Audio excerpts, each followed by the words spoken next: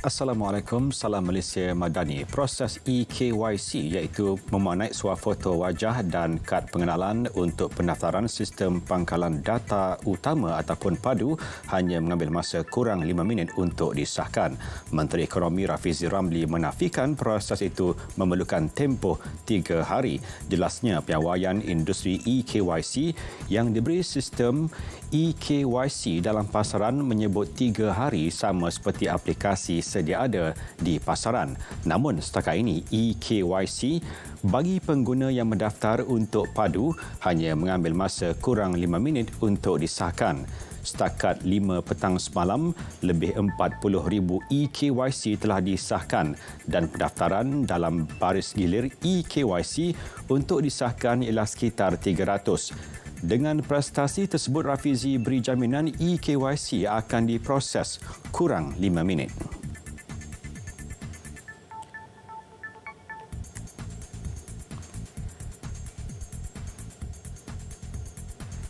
Met Malaysia menjangka hujan berterusan berlaku di 2 daerah di Johor hingga hari ini hingga esok. Daerah terlibat termasuk Mersing dan Kota Tinggi.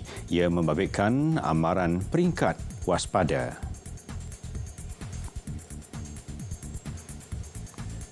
Penduduk terjejas banjir di Kelantan dan Pahang kekal. Di Kelantan, 26 penduduk terjejas di Pasir Mas berlindung di Pusat Pembinaan Sementara SK Gual Tok Deh.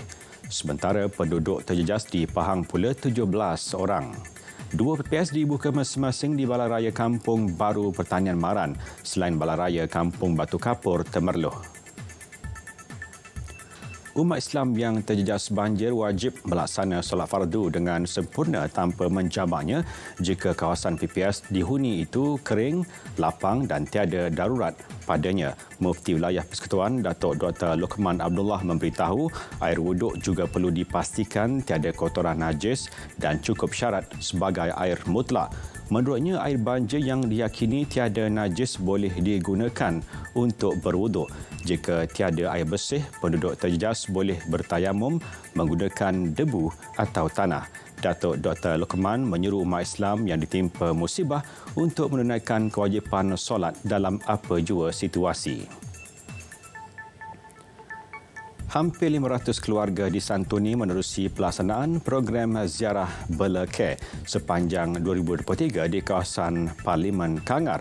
Tujuannya bagi mendekati masyarakat memerlukan selain mencari penyelesaian jangka pendek dan panjang.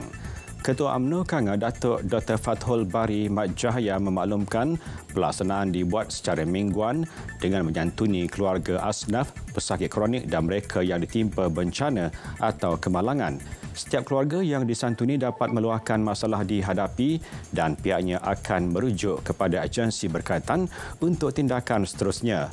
Menerusi Bela Care, pelbagai bantuan disalur, antaranya bakul makanan, wang tunai dan sumbangan lain berdasarkan keperluan. Bela Care sasar lebih ramai dapat dibantu dan dibela tahun ini.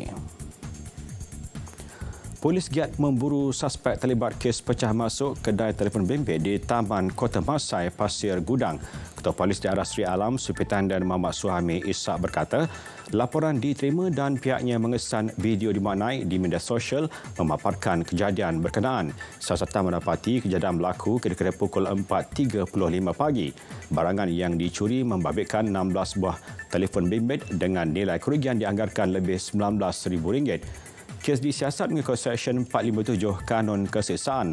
Orang ramai yang mempunyai maklumat diminta melaporkan di Balai Polis Berhampiran untuk membantu siasatan.